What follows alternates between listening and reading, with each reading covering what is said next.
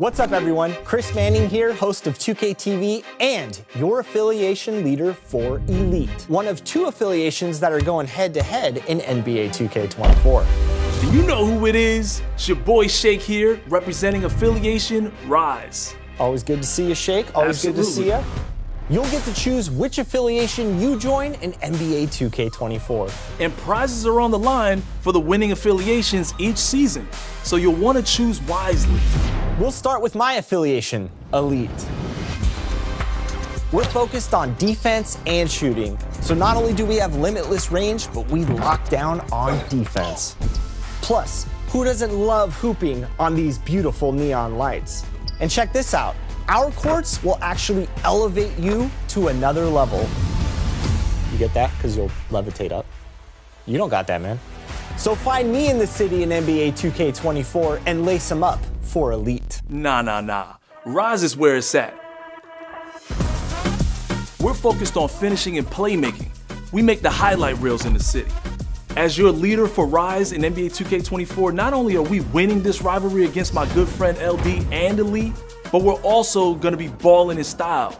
Once you see our beautiful Atlantis-themed courts, you'll never look back. And we even have an underwater court to hoop on that's unlike anything you've ever seen. This time, it's true. This is where the best hoop action will always be going down in the city. So go find me in NBA 2K24 and get ready to rise up to the competition. So the choice is yours, but here's where it gets real. Each affiliation has its own rep. Yes, you heard us correctly. Rep is back. And we all know that bragging rights are important in the 2K community. And in NBA 2K24, your status as the greatest player in the city is on the line. Grind your way to becoming one of the best players in the city and reach the top 10 tier. And what's even better is your rep doesn't reset at the season's end. You join an affiliation, start at Rookie 1 rep level, and grind your way up the ladder all year long. Team Elite. Nah, Rise. Next, let's talk about badges. Upgrading your badges in NBA 2K24 is all based on how you play. For example, if you have the corner specialist badge and you're dropping threes from the corner and getting those greens, your badge progress will actually upgrade over time. But one thing that's important to remember about badges in my career and in the city is that you have to continue to use them. Because if you deviate from your current playstyle and you stop using the badge as often as you used to, your badge may regress. So you'll really want to make sure that you build a player that can complement your playstyle. Now, it's time to get out there and play to your strengths. Should we tell them about Street Ball too? Oh yeah, do that. So check this out. If you need more takeover perks for your My Player and Park games, then you can take your game to the streets. The new single-player side quests in the city bring the Street Ball experience to life. Shake, let them know, man. There are 3 courts in the city that have unique court bosses and teams to defeat. Each court comes with its own environment filled with MCs, DJs, and a rowdy courtside crowd. With its own progression system, there are several takeover perks for you to unlock for your My Player. And don't sleep on the competition, because if you don't ball out, fans will rush the court and shut it down. NBA 2K24 is all about communities and representing your affiliation. So squad up with Crossplay, grab a cold drink, and we'll see you on the courts. Your time has come, baller. Now I ask you this, who will you choose?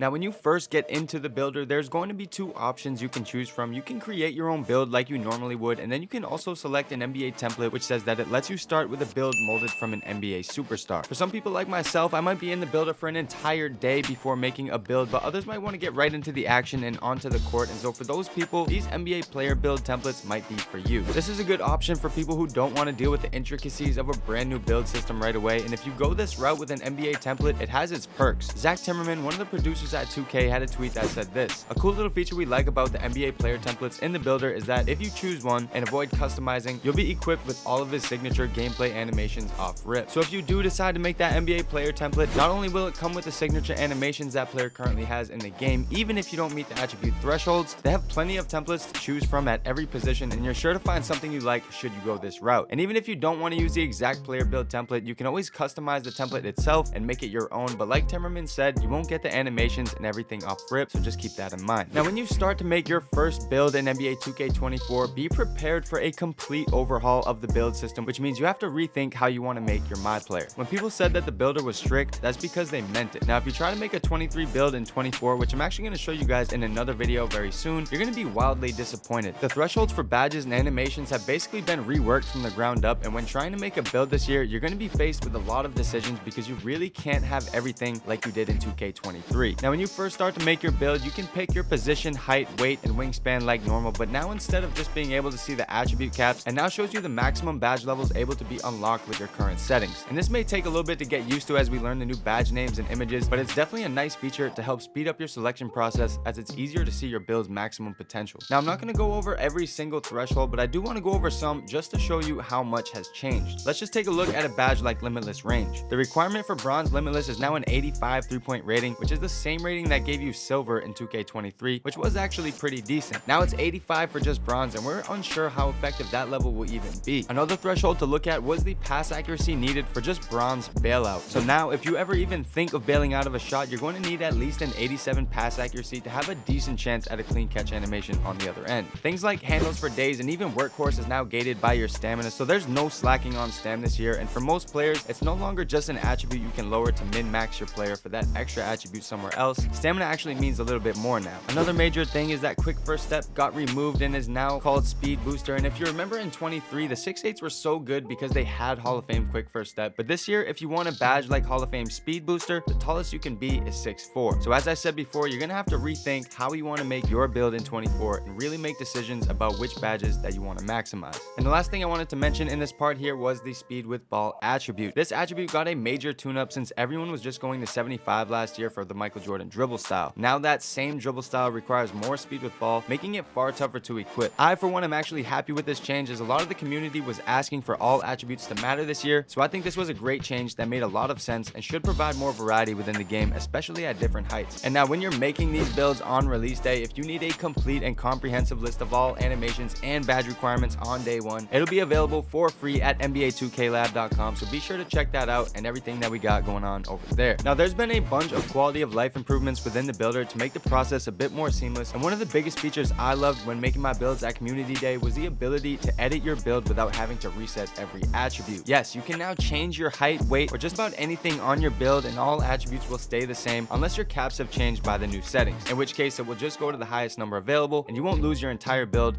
like in past 2Ks, which saves a lot of time. Now if you do want to reset your attributes, you can press square on PlayStation or X on Xbox and it will give you a blank slate to work with. They've also added a more clear representation of which attributes are tied together when increasing or decreasing a specific attribute, so you can easily see what's going on. Now as you're making your build, you want to notice the top right tabs where it says relevant badges and all badges. The relevant badges tab will show you all the badges tied to that current attribute you have selected, so if you have pass accuracy selected, it will show you all the badges related to that attribute, and you can use the right stick to scroll up and down through each of the different badges in that menu. Now if you scroll over to all badges, it will bring you to a section that shows you all of your My Player's best and worst badges in each tier, and you can use your right stick to move around and select different badges and even see the thresholds of each level along with the badge description. This view is the best way to get a general idea of your My Player's full potential. And when it comes to badge tiers, a general idea to keep in mind is that as you grind for these badges in game, the higher tier badges will be harder to get and keep, while the lower tier badges will be easier to get and keep, because you can lose badges this year in 2K24. So a good tip in the builder this year is to be on the lookout for good badges in lower tiers to really maximize the value of your builds at different heights. Another thing I wanted you guys to see was the green meter behind the attributes filling up as I maxed the player out to 99. This feature was in 23 as well, but I particularly like it this year because you can really see how much the higher attributes are affecting your overall. Once you hit a 95 rating on some of those major attributes like 3-point rating or steal, it really starts to weigh extremely heavy on your overall. Take my 3-point rating for example. I was looking to see how much it took to get a 99 3-point, and as you can see, I have a near completed build here with about 5 more overall to play with, and by going from just a 98 to a 99 3-point rating, I've basically maxed out my build with that one attribute point. So this tells me that these higher attribute thresholds should feel very powerful with the badges they unlock. Now those are just some of the great quality of life features in the new builder, but now I want to talk about strength and physicals. In this video I wanted to answer the burning question of, does strength matter? And this year my early impression is that it absolutely matters in NBA 2K24. Now this might not apply to all players, as smaller PGs don't even have access to the higher strength thresholds, but for lockdowns and slashers it seems strength is going to play an important role this year. Now whether strength is actually effective as an attribute itself remains to be seen, but the reason why strength matters so much this year is because there are a lot of badges that are gated behind it, and I'll go through some of them. Take for example the physical handles badge, which lessens the chance of being bothered by defenders on the perimeter while dribbling. You need at least an 83 strength and an 80 ball handle to unlock Hall of Fame, and while smaller PGs can get lower levels of this badge, we just don't know yet how effective it will be. But another badge that could be important this year that requires a lot of strength is Immovable Enforcer. This improves the defensive player's strength when defending ball handlers and finishers, and I think this is going to be a really good badge for wing players and especially lockdowns who want to play solid defense on the perimeter and against slashers at the rim. I can see this being a great counter badge to the new finishing badge called Big Driver. Now some other badges like Fearless Finisher and Bulldozer are also gated behind certain strength requirements, so for some players they may not need strength as much as others, and we'll get a better idea of what's the most effective when we test these badges and attributes, and we'll also be able to better find out if the badge is carrying the attributes or if it's the other way around. Now not only does strength matter more this year, but so do the rest of your physicals, as certain badges can be gated by attributes like speed, acceleration, and even vertical, which wasn't really a thing in 2K23. Take for example the new defensive badge Fast Feet, which boosts a player's ability to stay in front of dribblers while guarding on the perimeter. That badge requires an 82 acceleration on top of a 97 perimeter defense to unlock on the Hall of Fame level, which is a pretty big investment. The limitations of your physicals definitely rely a lot on the height of your build as well, which brings me to the last part of this video, and that's which height you should choose for your builds. Now I mainly focused on ball handlers and the playmaking attributes with these heights, so I'm only going to go up to 6'8", but for short guards I think all heights from 6'2 to 6'4 might be pretty popular, as 6'2 is the tallest height that unlocks all of the S tier playmaking badges on Hall of Fame, and then 6'4 is the tallest height that can get Hall of Fame speed booster with the best 6. It's going to be hard to afford all of these playmaking attributes, but I'm just letting you know the upside of these heights. The 6'3s may also be back, as they're the tallest builds that can unlock Hall of Fame blow-bys. 6'5 is the tallest height to get 99 3-point and Hall of Fame handles for days. Whether you can afford both of those things simultaneously is another story, but a very popular early option so far, which has been talked about amongst the community a little bit, was the 6'6 builds, as they look like the best in-between build in terms of getting good playmaking attributes at a good height and still having the capability to do everything on offense, depending of course on how they make the build. And they're also the tallest build that can unlock Hall of Fame ankle breaker. 6'7s and 6'8s will be good heights for a lot of players of course, especially wing players, but you'll have to be okay with lower levels of speed booster and the other playmaking badges as well, and also the lower end dribble styles. Now these builds will be more geared toward lockdowns and slashers, but in the right hands I'm sure people will figure out the dribbling in due time, and they should fare well in the park as all around complementary builds. Now those are just my general thoughts and tips on this builder this year, and I really hope this video gives you a better understanding of how the builder actually works in NBA 2K24. We have a bunch of builder content coming out in the coming days before the release, so be sure to stay tuned for that and turn noties on, because you really don't want to miss these videos. It's been Spill. Thanks for watching. I'm out. Later. Don't forget to like and subscribe.